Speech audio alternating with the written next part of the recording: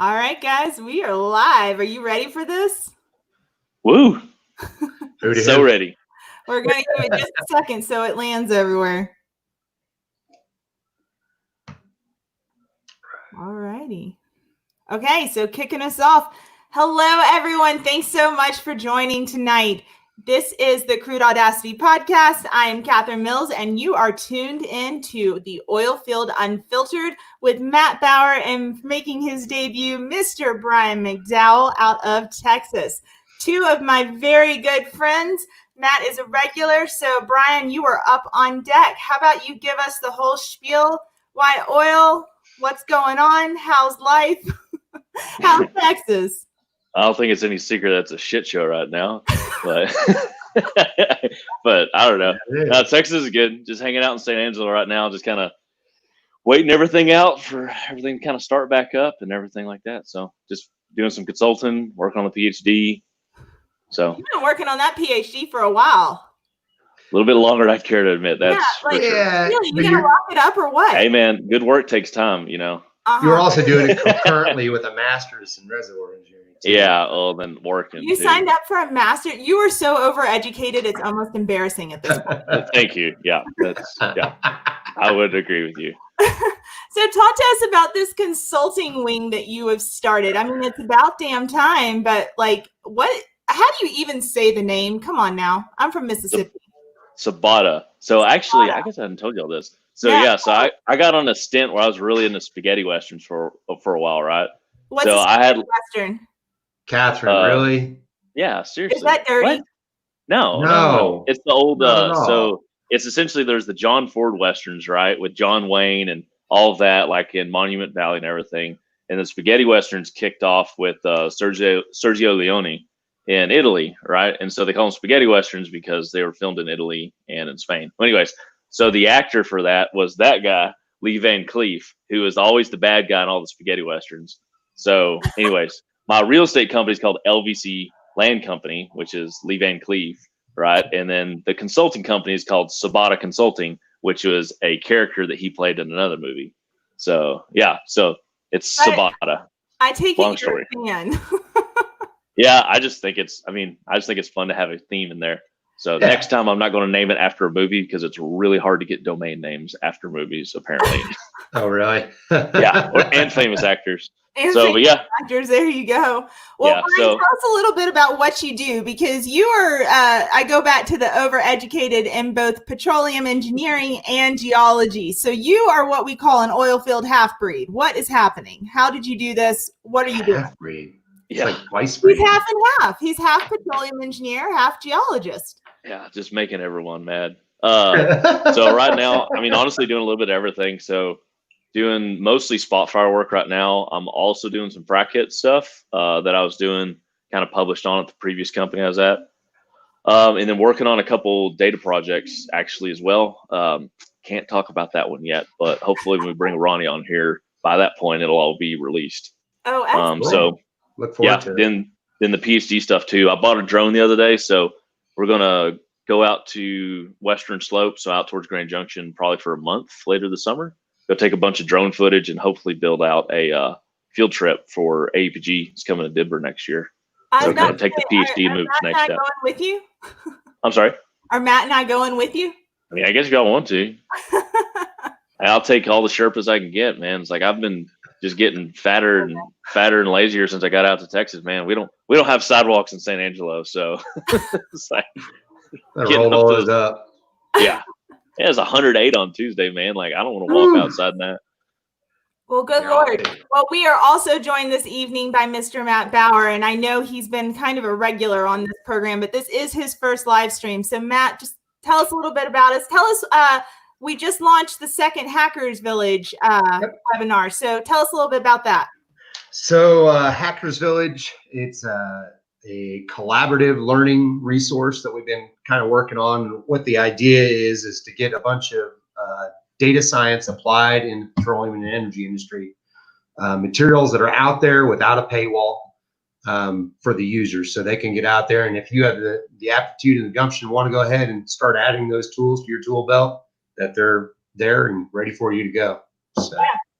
So everyone, be sure to check out the Crude Audacity's LinkedIn page. There is a link there directly so that you can register for our upcoming Hacker Village and, learn a little bit of coding. It doesn't matter if you're a beginner or an advanced user. We're going to hit it all. And our good friend George will be teaching the class. Yeah, taking on some pandas. It's gonna be good stuff. Some pandas. So before we jump into the questions tonight, because I've got some good ones for y'all, I do want to give a shout out for the Make Oil Great Again hat. This is my good friend, Miss Whitney Wicks. Check out her website, Rocking WW Minerals. All profits and proceeds of this hat, all these purchases go to Oilfield Helping Hands. So do everyone a favor and help an Oilfield family in need. Now, to the meat of it. Guys, the reason I have you on tonight is because I want our audience and our listeners to ask questions to engage with both of you. This is the Oilfield Unfiltered. So from your perspective, we've got Colorado, we've got Texas on the line. What's going on? We seem to be digging ourselves out of a pit only to put ourselves back in it. We can't get away from the fluctuating $30 oil, and most people have given up on 2020 and are looking ahead to 2021. So what are you noticing around your parts of town? I didn't know people were still looking forward to 2021. I gave up on that one too. Jokes. I'll let you take it, Matt. We're so screwed. They've already given up on 2021. It's interesting. We're starting to see a few more deals come up. Folks are starting to look for some capital to maybe either add on stuff or acquire new properties or to restructure different items. There's stuff coming through. So you're not being optimistic? Oh yeah. It doesn't sound optimistic when you read the news. Well, but that's the news. Come on. I don't care which side, the right or left or the middle you get it from. A lot of it's negative.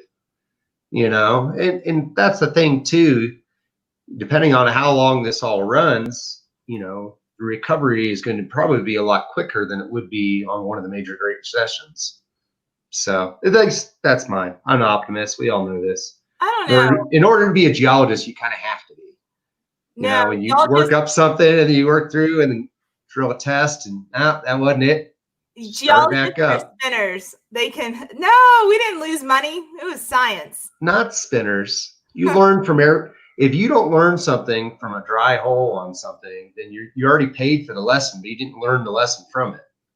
So use it to decrease your risk for next time. Yeah, I think it sounds good in practice. The problem is a lot of people don't do that. Yeah. I don't know, Brian. How's Texas looking? Because we're seeing calls for more layoffs coming up the pipe here. It's hard to get oil right now. Obviously it's getting hit pretty hard. Like I said, I live out in San Angelo, so I'm between like Midland and Austin. So it's mostly kind of field personnel out here. So, it seems like obviously the frac hands and drilling crews and all that stuff gotten hit pretty hard. A lot of the pumpers and lease operators, stuff like that, seem to be still going fairly well. I don't know. I'm hearing there's some more jobs that are starting to pop up. So there seems to be a little, again, it's not a lot, but it's little stuff here and there. So, we'll see.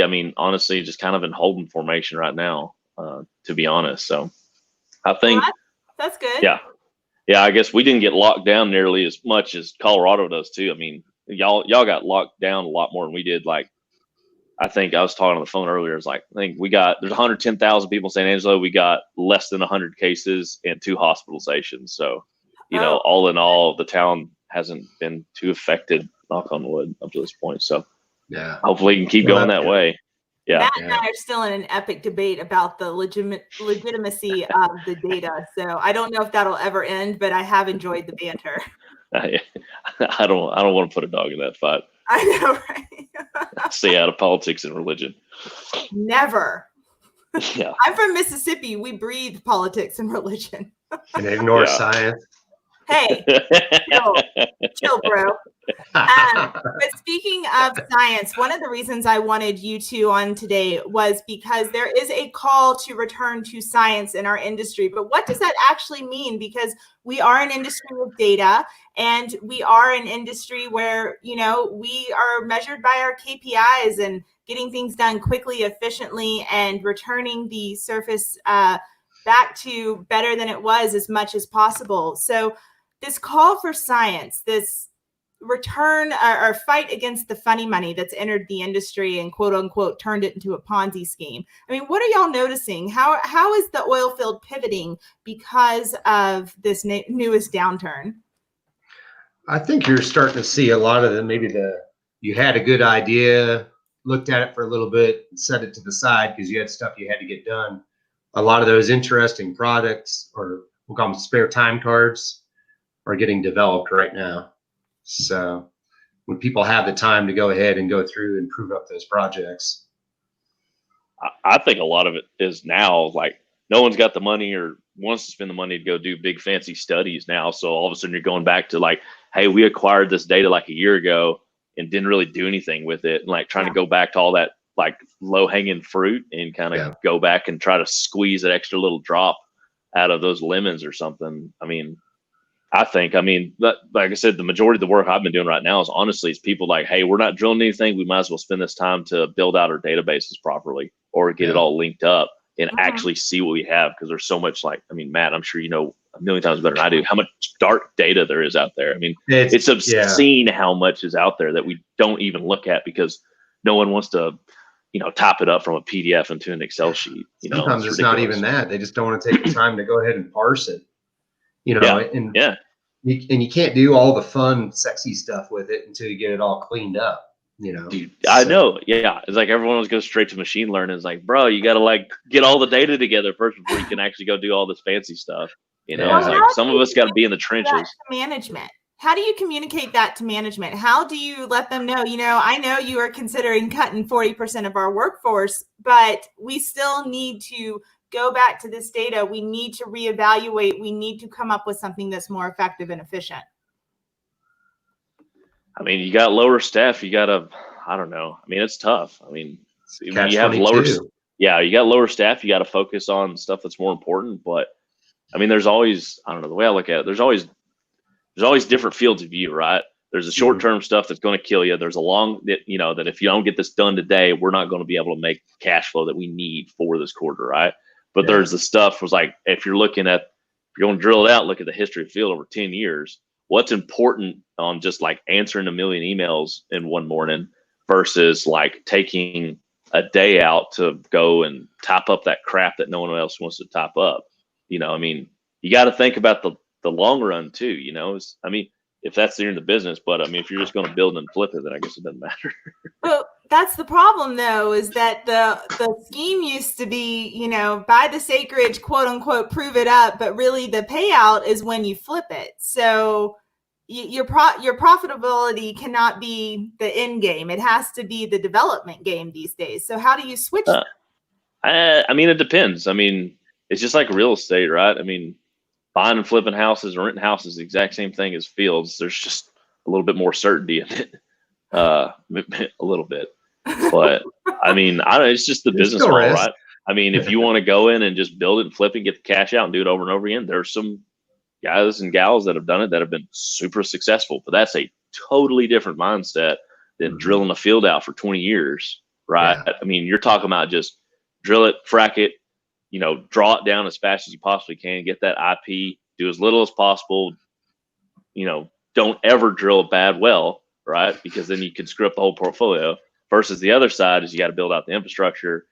You got to think about the community too. I mean, you got to think a lot of these areas, there ain't nobody out here. It's like I was driving 50 miles each way to my office, and just because there's nowhere else to live, right? I mean, and we're not the only ones. I mean, I go to the bar with guys all the time that drive 200 or 300 miles a day, for work. Yeah. I mean, you can't, it takes all the pieces, and I don't know, kind of went on. I think it's a balance. So, and sometimes finding that's easy and sometimes it's not. So, well, I think really just sitting down is like, what is the exit strategy on this? Do we want to sell it, or do we actually want to make money off of this for 20 years? Right. Yeah. You need totally different teams and totally different mindsets. Conventionals for 20 years. I'm sorry. Is it possible to make money off of unconventionals for 20 years? I think so. I mean, I don't know why it wouldn't be. I mean, if you get that payout early on, I mean, I guess reframe the question. Do you think, hey, you think we're going to be drilling unconventionals for another 20 years? I mean, I think so. You know, I think the size of the prize might not be as big as we used to think, because once well interference and all the frac hits and depletion and everything else, these things are becoming way more obvious now in the last, I would say, 18 months than they were before. You know, but there's still thousands and thousands and thousands of wells inventory in the Permian. So just the Permian alone.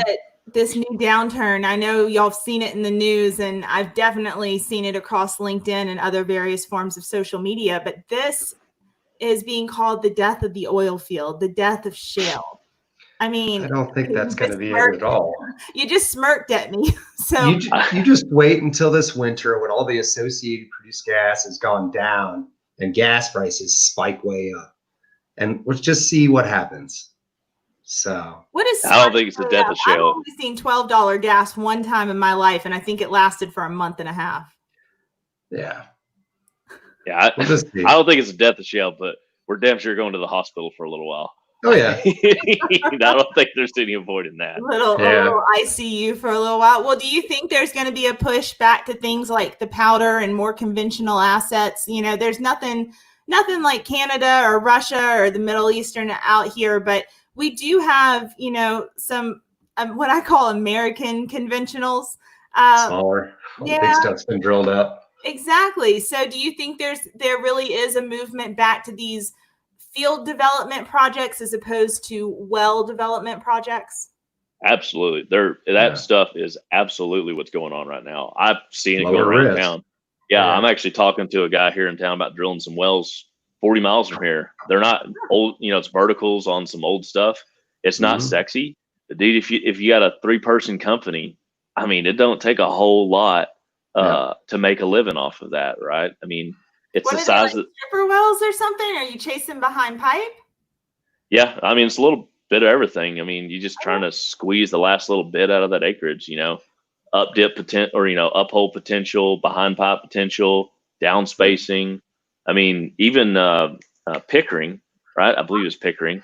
He was just talking about, it was a couple months ago, that they're going out and doing partnerships with like Henry here in Midland, a bunch of other these companies, and they're just buying production. I mean, I know some other folks with some money that are doing the same thing too. So, but it's not like the public, you know, I guess, again, going back to kind of the business thing or the business strategy, you can't support a $10 billion company on, you know, 10,000 stripper wells. I mean, you can, but you got to have some higher margin stuff in there too. They've done it for a little while. Forget the margins. There is one company that was doing pretty good on it until recently. Yeah. But what name do you want to drop, Bryan? Yeah.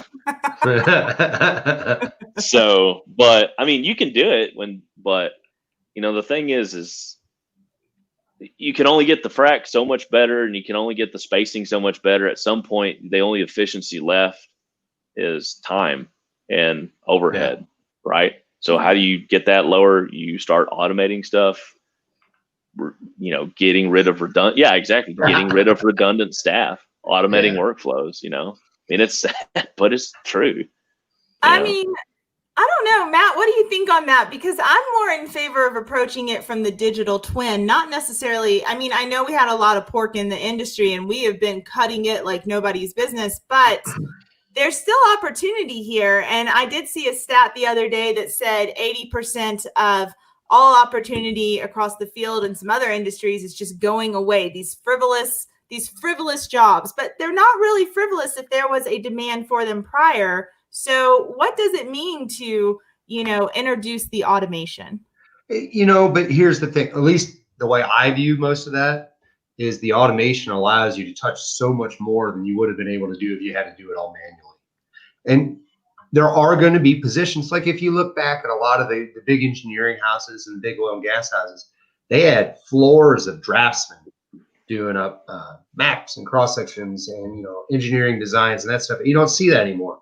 You know, and it's just another layer that comes in. And if you think about it, if your job takes abstract thought, if it takes some sort of creativity, none of those are going to be automated. The stuff that's going to be automated is like, well, some of your backhouse billing might be, you know, prepping reports, filling out permits, that kind of stuff has high potential for being automated. But you still need somebody to do some of the stuff that the machines can. It's not going to completely automate everybody's jobs. It's going to take certain tasks that are very repeatable, and it's going to automate those. So we still need consultants? Yeah. Well, lucky Bryan. Woo! Yeah, I think. Yeah, Oh, sorry. Crap! Now I lost my train of thought. Okay. No, cool. I mean, yeah. Did you have it? Well, let's take that to what's happening across the service side of our industry right now. I mean, from my perspective, and you guys have been in the game longer than me, it's a bloodbath, and it's still that burn and churn mentality. We're going to work them to death, get as much as we can out of them, and then we're going to drop them. And we are so reactionary in this industry. Can we really afford to do that? I mean, I know there's a call across the global entity for a V-shaped recovery, but the oil field has never seen a V-shaped recovery. So, I mean, how does the service side of our industry instead of the firm side of our industry survive? I'll let you take that one, Matt. I don't have an answer for that. Catherine. What? How do you answer that? I think just dig your heels in, and I mean, at this point, man, it's like, I think it's just, we just got to sit and wait this thing out as best we can, hunker down. I mean, we're about to lose, I'm guessing, a big chunk of the industry that's not coming back. Yeah. And I don't know. I mean, like I said, like, you gotta do the best you can. Yeah. I don't know. That's a non-answer, but I know it's a non-answer. And if I knew the answer, I'd be. Well, and that's the thing is if we all knew all the answers, then we wouldn't be sitting there. We'd be out helping ourselves and helping other people, right? Exactly. No, and I agree with you guys. I think, Bryan, the answer you gave is the best one that I was able to give as well. Like drilling operations alone have plummeted everywhere. And that is such a vital and vast majority of our industry. And I agree with you. Some of these just aren't coming back. So what happens to the frac crews? What happens to the drilling rigs? What happens to, the logging and the wireline and everybody? Like, who takes over if we push them into other industries? I mean, it's actually what we did in the last 10 years, right? I mean, we're all grad school and 2015 happened, and I'm like, what the hell? I mean, call me crazy, but I'm not pushing a lot of my jobs off to grad students who've never seen a field. No, but if you don't have a choice, I mean, if you don't have a choice, you're going to have to. You add another skill set. Bryan picked up another degree. I picked up coding. You add some more tools to your tool belt, and those things a lot of times are transferable to other areas, or they enable you to do your own job better. Mm-hmm. So. I mean, just going back to if there's no one there to kind of pass it on, it's like, I'm 32 more or less. And then Matt, how old are you? You're old. He's 40. Yeah. Not yet. Anyway, that's his 40. What I'm getting at is like, we're on the kind of the older side of the dudes and the guys and gals and the operators, right? Yeah. I mean, because we had that kind of 40 to 50 year gap, or like 40-year-olds to 50-year-olds kind of gap from the 80s. I mean, I think we're seeing the exact same thing happen right now. I mean, when I finished my master's at Mines, in 17, we had how many hundreds of students in that department? 1,000, whatever. And now it's like, I don't even know the numbers now. I think the last I heard is half or less than half of what it used to be. Yeah, I think it's around half. We're seeing the same thing all over again. I know the Texas Tech guys, I think, or one of the professors at Texas Tech keeps track of all that enrollment. But I mean, that's the saying. If people leave, you don't have a choice. Same thing we saw in the last 10 years. A lot of injuries, a lot of inefficiencies. Very young people running very big drilling budgets isn't necessarily a bad thing, but it's riskier, both financially and physically sometimes, to be honest. Well, it calls into the question of, people are looking for opportunities right now. People are thinking a downturn is the opportunity for entrepreneurship. But back to your point, Bryan, you need a track record. And most of our leaders these days are young. They just haven't had it. They don't have 20 years of experience in industry. So how do we get in front of the money in the new money coming in, the stuff that's been waiting on the sidelines for the last 5 years because they saw the inefficiencies happening in the shale market and what we were doing globally to sort of fill up SPR and glut ourselves to, disarray. I mean, how do you prove yourself when you are young, you look young, you act young, and you don't have 30 years of experience?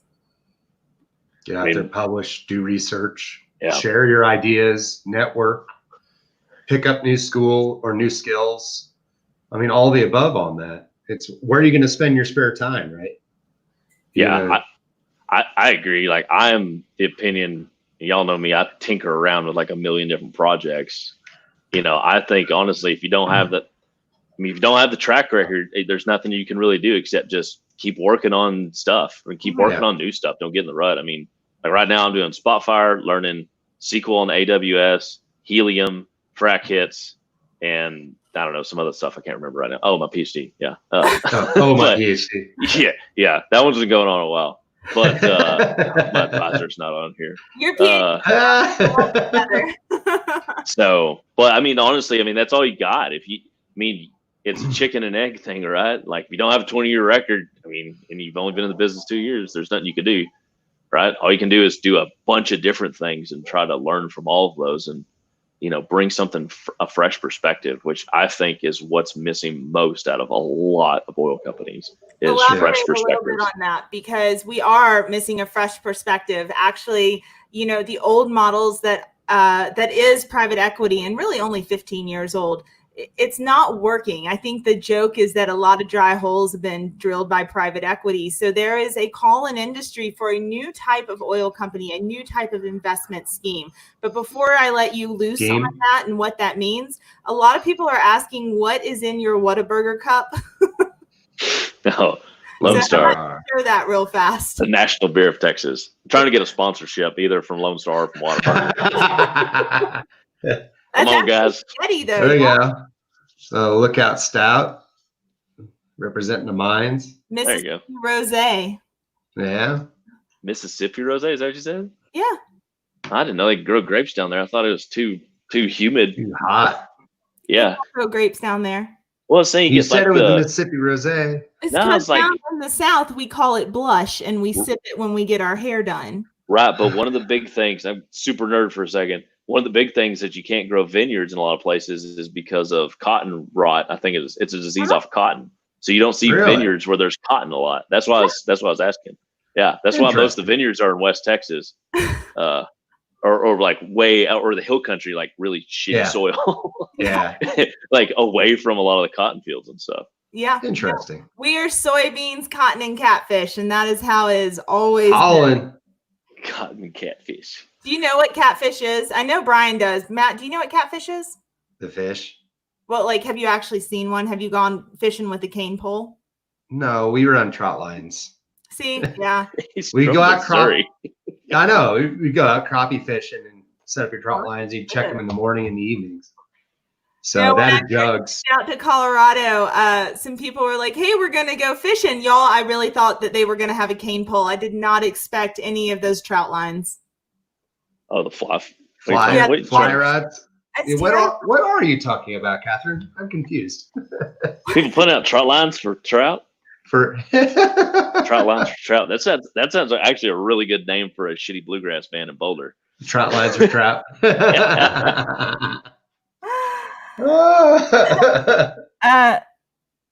How far are you from town these days, Brian?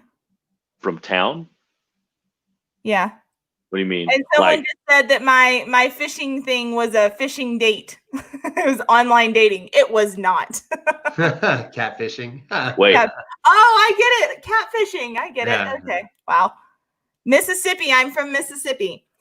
Okay, so Brian, jumping back into the call for a new type of oil company, what are you expecting out of this pivot? Like, we understand that the old ways and the reoccurrence of the old ways, basically the 80s, don't work anymore. So what is the future of the oil field in terms of management down?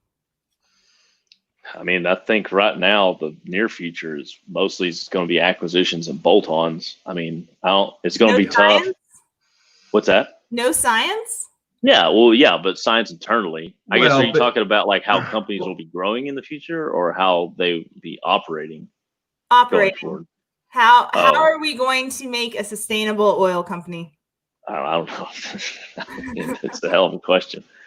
I mean, honestly, I don't know. I mean, I think, we're seeing the push to just get everything as digital as possible, get databases, stream it, but automate as much as you can.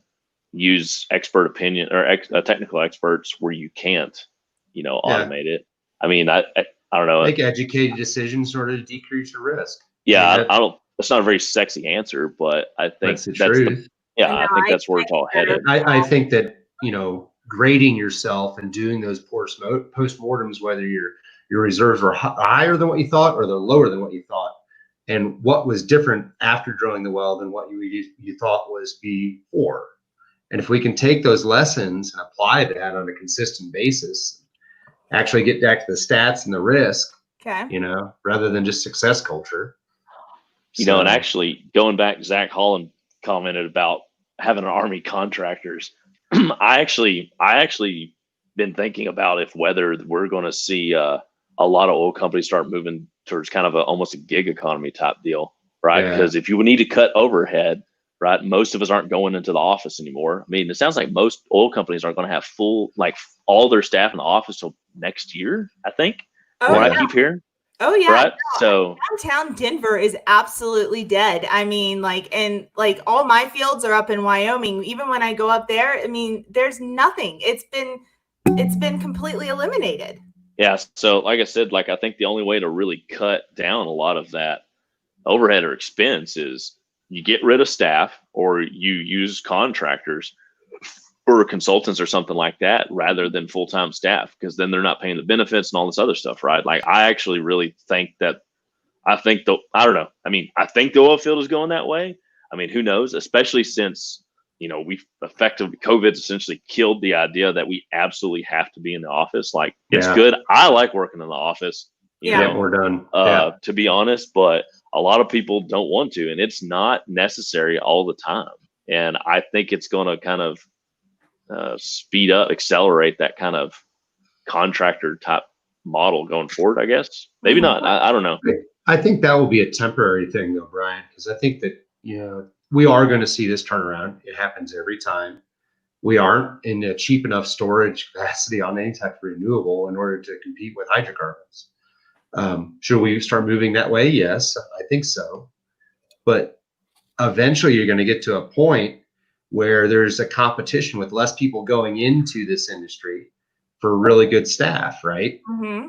So you're going to have to offer, good salaries and benefits and stuff eventually. And I think that some companies kind of see a little bit of that. They're trying to keep their best folks on staff, but it's a balance, right? I always wonder if right now, this might be controversial, but I always wonder if right now, if this is the conversation the people that were building horse carriages were saying at the end of the 1800s, right? About that. I mean, honestly, I wonder, it's and it'll be fine. We'll get through this tough patch. This thing will go away. And, I mean, turn of the century is one of the biggest companies in the U.S. was, I think it was a leather maker in Chicago for saddles, right? Saddles, and now, I don't know. I mean, if I knew the future. Not the death of the oil field, but the death of the petroleum engineer, the death of the drilling engineer, the death of the field guy. But if you look at energy transitions in the past, it's been because of economics. Correct. So, yeah, we didn't leave the Stone Age because we ran out of stones. Yeah, better technology. That is the most profound thing you have said all day. Stones. Jeez. So I mean, honestly, I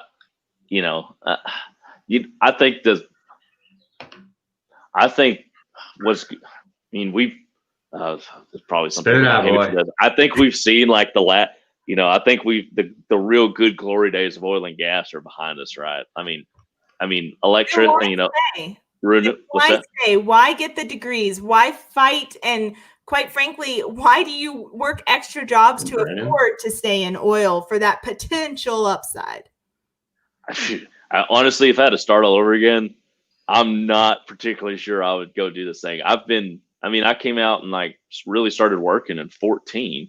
Like everybody that's 30 years old and younger, we've been in a bust our entire careers, right? I mean, honestly, like the salaries keep getting worse, the benefits keep going down, we're fired more and more. I mean, anybody under 30 has been laid off at least once or twice out of a 7-year career, right? Yeah. It's so fun, let me tell you. And I'm not trying to complain or anything, but you know, it's just like renewables it's happening, right? I mean, you can't stick your head in the sand forever. What's that? There is a consolidation, but renewables aren't replacing. There is, I mean, we all know there's an agenda and an obvious agenda here in Colorado to just transition. It's taken some of it, and that's fine. I think that eventually we need to get there. But that's the thing is that the economics in order to store all this stuff, it's not there yet. These laws that are going, and I piss Catherine off all the time with this kind of stuff, but he really does. But here's the thing is I think the equally asinine part of it is we have all these other folks that are like not allowing, hydrocarbons to be stuck in apartment buildings for boilers and stuff like that. We're going to run all electricity. It isn't going to work. The energy density is not there. The economics aren't there. You can't force this thing to happen ahead of time. And putting legislation in there, that isn't the way to do it either. If you really want to change it, get a more efficient battery, make it more cost effective. That's how you're actually going to get us off of hydrocarbons, is make it cheaper to use something else consistently. Well, I think just what does that mean for us, though? I mean, I just don't. I don't know. I mean, I don't think it's going to be as fast as whatever we would like it to be. Yeah, I agree. I mean, I agree. I think that's why we'll still have a career. Yeah. But at the same time, like, you wouldn't advise your kids to go into oil? Well, no, absolutely not. Yeah. So and like consumption. I mean, consumption is still growing, worldwide consumption, but it's slowing. Especially for the Western world. And there's going to be a lot of that jumping up with India and China really coming into the middle class. But, once they kind of make that leap in, that's a huge chunk of population. How much more growth is there after that? And eventually we just get to kind of a plateau, and the plateaus it's hard to make. I don't know. It's just, Well, then you have Africa after that too, because you have India and China and their economy is growing. And then we have the African nations. There's a huge portion of the world that doesn't have reliable and cheap energy. Yeah.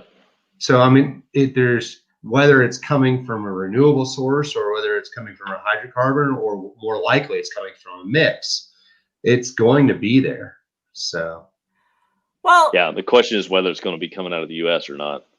Yeah. Right. That's a direct threat. We are in more than one oil war, and everyone should be paying attention, because undermining the USD is definitely on other countries' agendas. But one of the things that you two do very well, and Bryan, you particularly, is you know how to dig down and find the data that we otherwise did not have. So some of the stuff, the parent-child relationships, how are frac hits affecting us? Where is the kitchen actually located? Where are hydrocarbons actually coming from? Saltwater disposal. I mean, all of these things are continuous questions within our unconventional sector. So I'm inclined to say that for the last 5 years, because of what we've seen in the last 18 months, a lot of these shops, these technical shops, have been going down the wrong rabbit hole, chasing the wrong data line of data. So what are your thoughts there?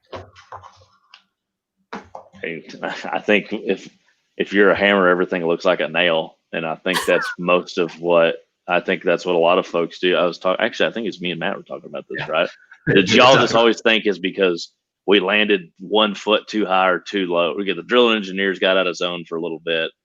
The production engineers always think it's because we ran the wrong lift mechanism or something, and the reservoir engineers or whatever, but no, we're not.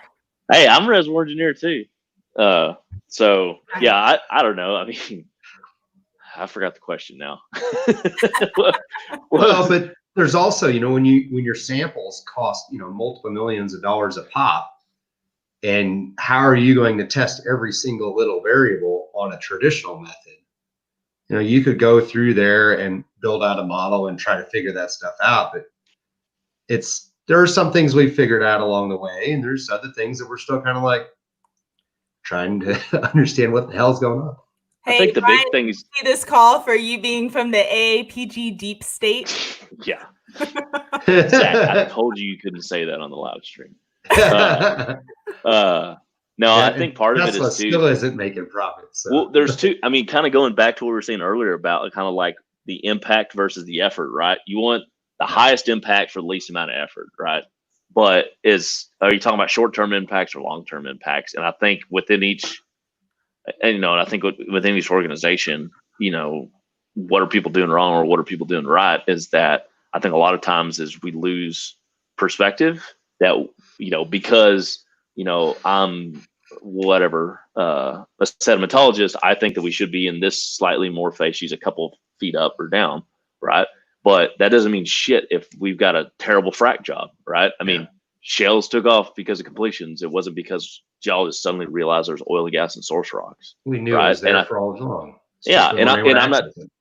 Yeah, I mean, I'm a geologist. I'm not trying to shit on everybody's parade, but you got to put stuff into perspective, right? And I think a lot of times that takes getting outside of your kind of narrow window of whatever you're comfortable with. And I think for better or for worse, that's what I try to do all the time. That's why I'm, not a master of anything, but know a little bit about some things. The more I learn, the less I know, it seems like. Oh, that's always true. So what is your PhD on again? Geology. It's I know that. Of the stratigraphic architecture of the late Cretaceous in the Piceance Basin, so Western Colorado. So essentially using the ammonites to actually go. Yeah, exactly. all about them little shell things. Honestly, kind of back to the norm with a few of those papers, haven't you? Say it again. You've kind of challenged the norm with a few of those papers, though, haven't you? I don't know so much challenge the norm. It's just, going back to, there's a lot of data out there, especially geology, that's text-based.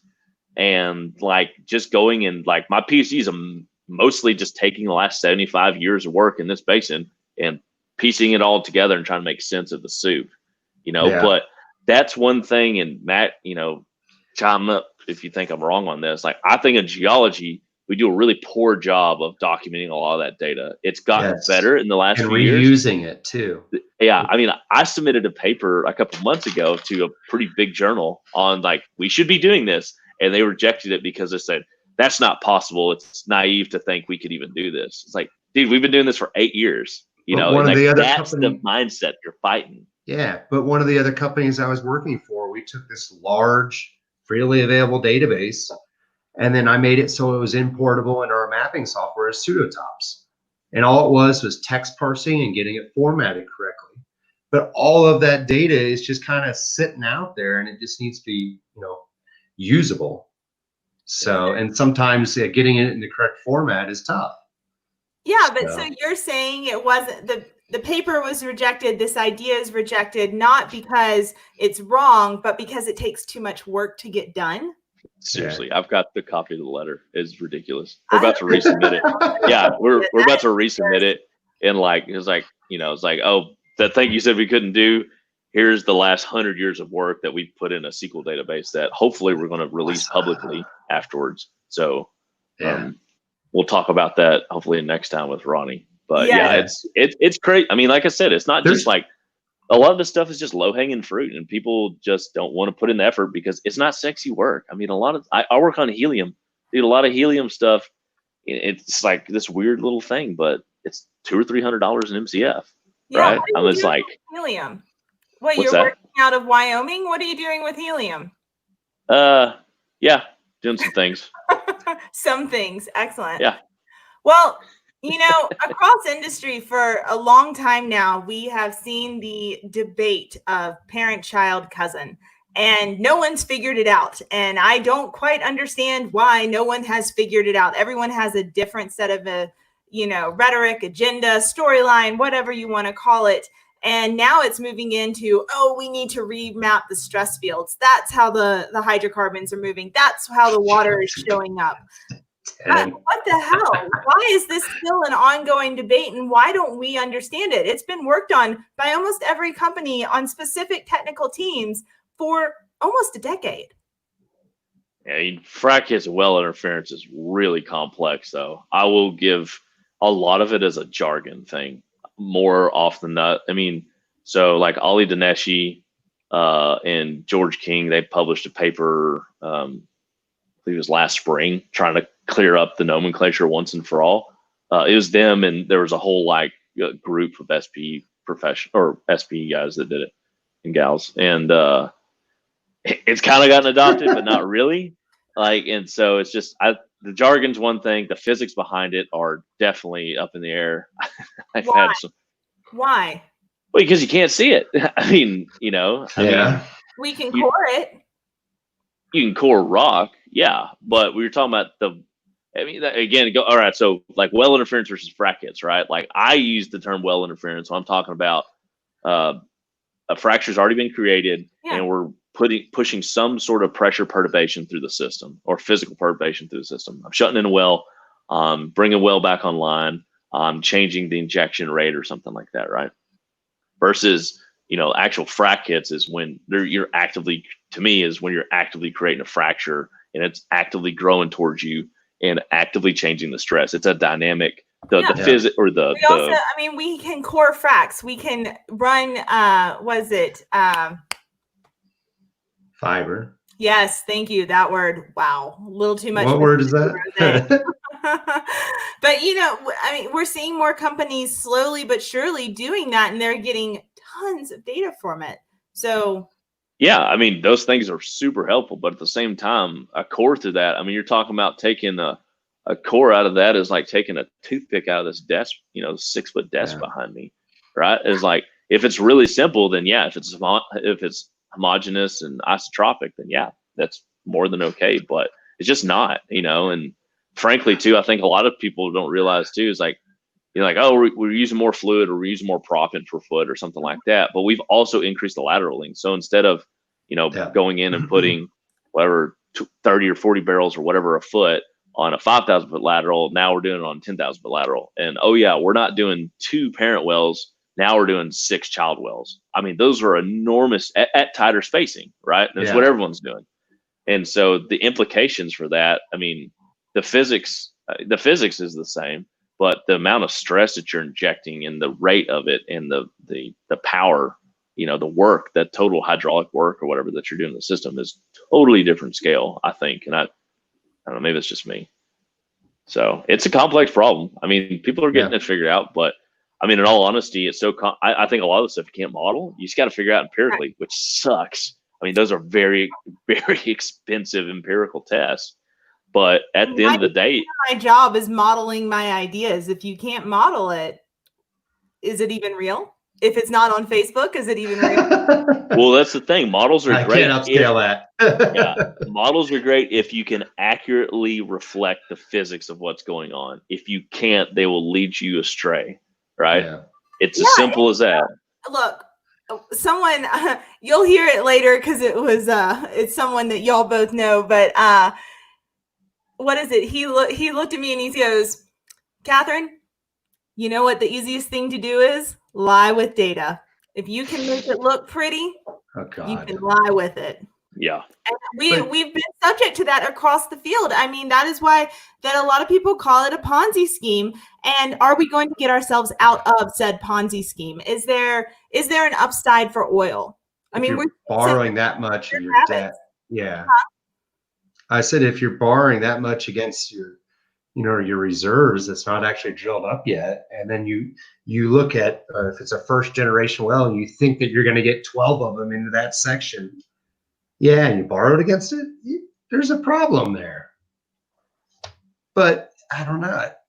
I don't think that it's truly a Ponzi scheme, because Ponzi, it involves intent to deceive, right? And there's a big change in how we understand, these things actually perform compared to 3 years ago. It's like, I heard somewhere, it's like, it's not illegal to be dumb.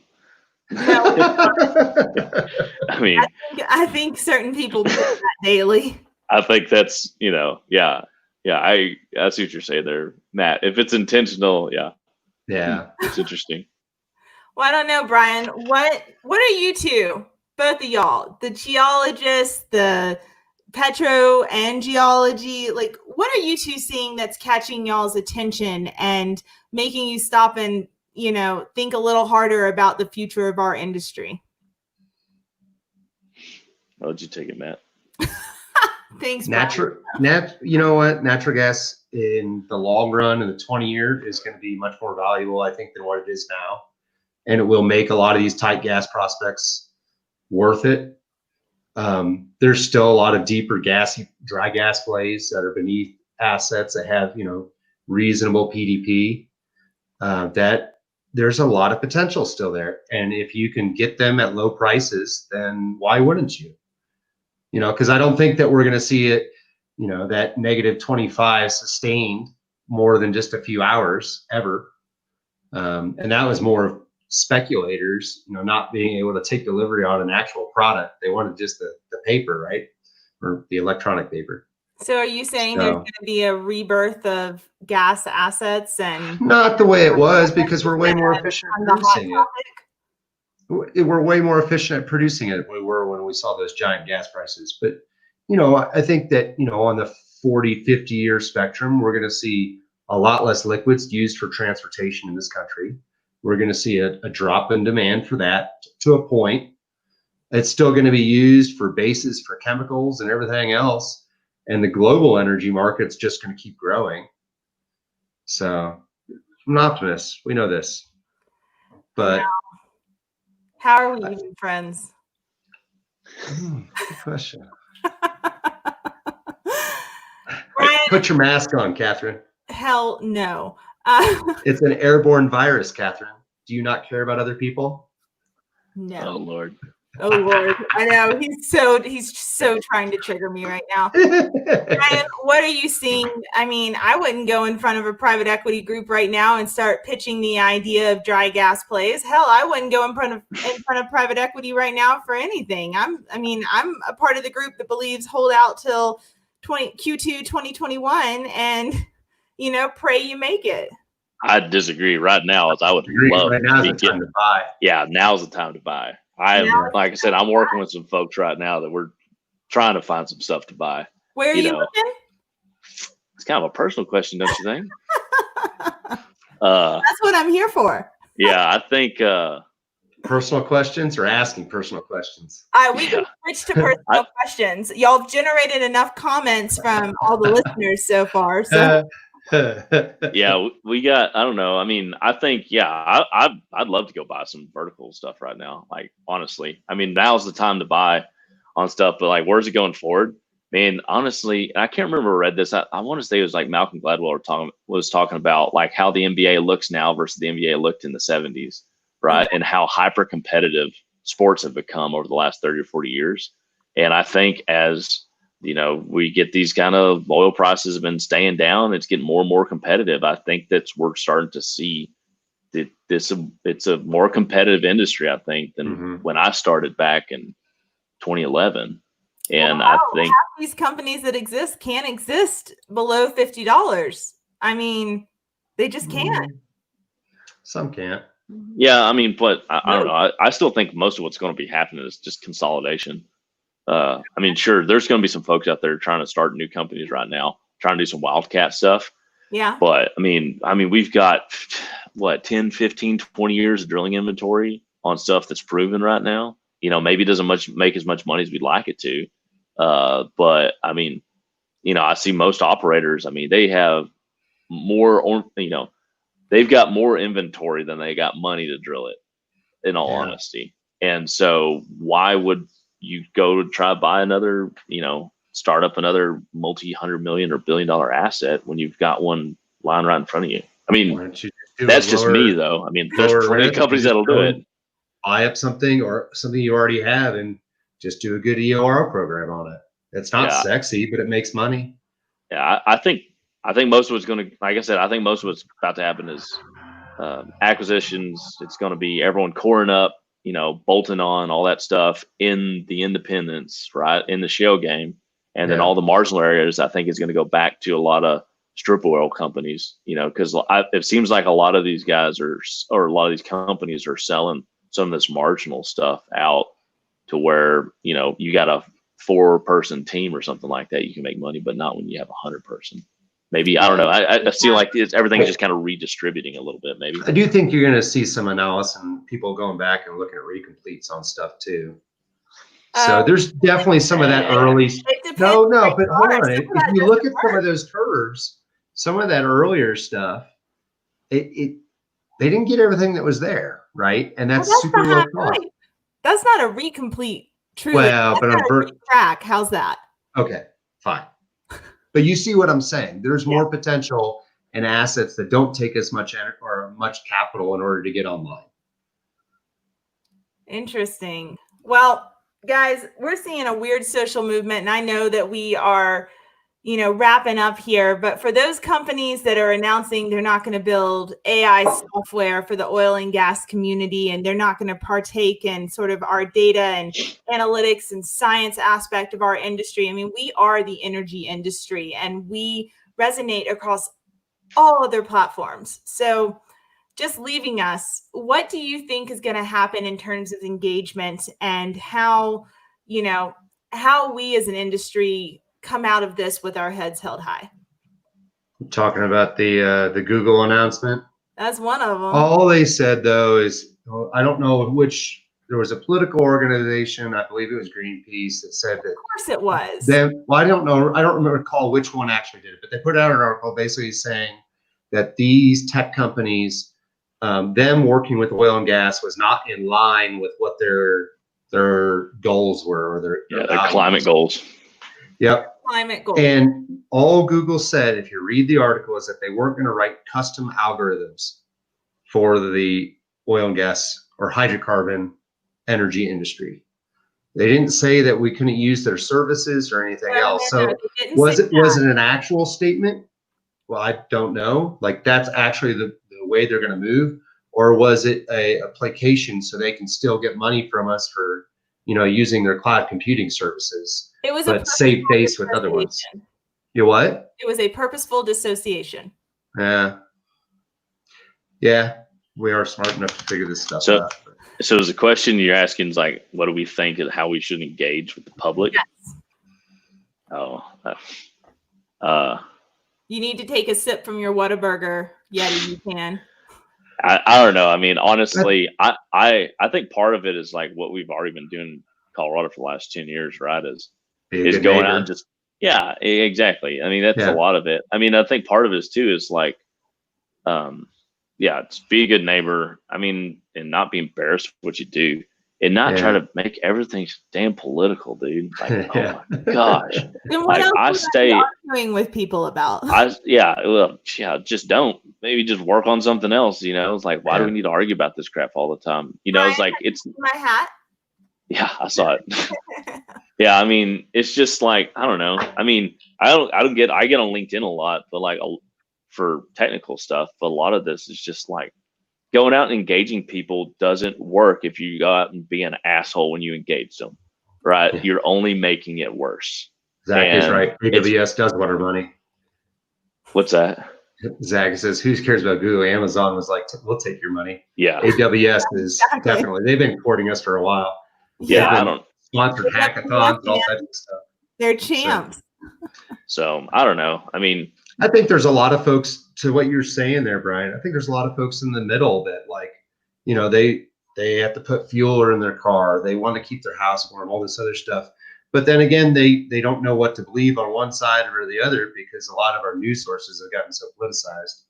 And I think that real conversations from somebody that they actually know, they may listen to a little bit more than, just some advocate that's trying to get them to sign some piece of paper, a petition on the street, right?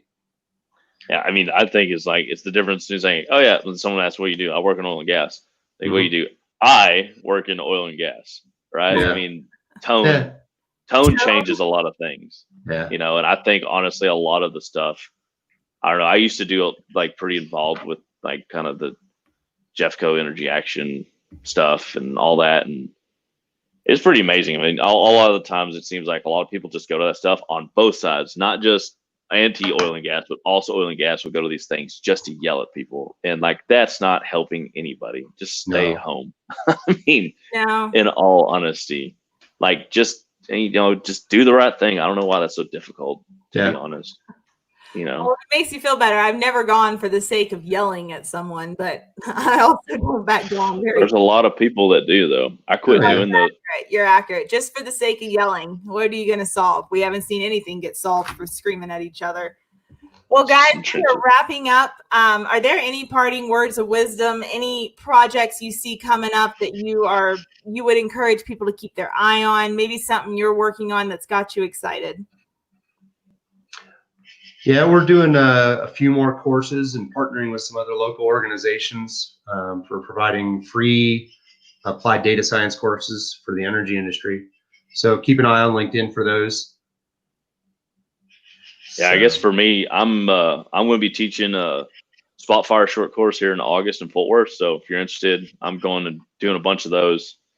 And then I'm going to be releasing a whole bunch of data sets and publications towards the end of the summer too. So again, I can't really talk about them now, but earlier this week. I'm sorry. Didn't you just do something earlier this week? As far as releasing data stuff? No, you did some sort of talk, right? Not this week. I don't think so. Never mind. Maybe. I don't know. So yeah, like I said, if you need data stuff or frac kits, hopefully, like I said, I got a lot of things going on. So hopefully by the time we get Ronnie in here, be able to talk about a lot more. That one will be entertaining too. Have your babies, Brian. It's about time. Thanks, Craig. Most people try and run away from him. It's the mustache. Or well, at least you don't look like an axe murderer now that you have hair again. I know. Bald Brian is a scary Brian.